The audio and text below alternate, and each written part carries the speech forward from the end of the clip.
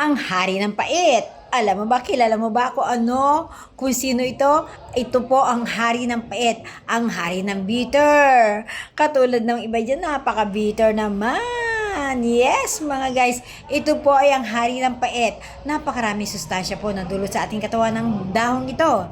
Ito po ay nakakatulong para sa mga diabetic kasi po nakakapagpababa po ito ng blood sugar.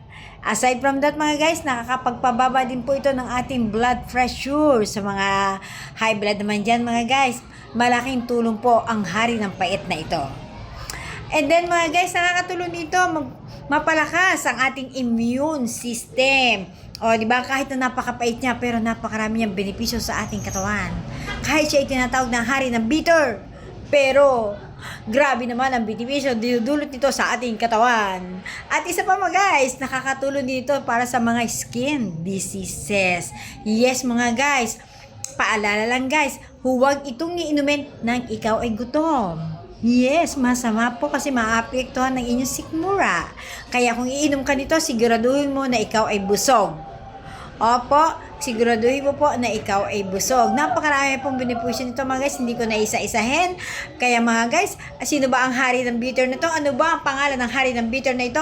Ito po ay ang hari ng pait, ang serpentina leaves. Yes mga guys, napakaraming benepisyo po sa ating katawan ng serpentina leaves. Proven na po yan mga guys. Proven ang benepisyo nito sa ating katawan ay walang kaparis, walang katulad. Mga guys, yun lamang guys, at yan na lang po ang munang payo ng inyong lola. Magandang gabi po at magandang araw sa inyong lahat. Kung anumang araw dumating sa inyo ang video na ito, magandang umaga, magandang tanghali, magandang hapon, magandang gabi.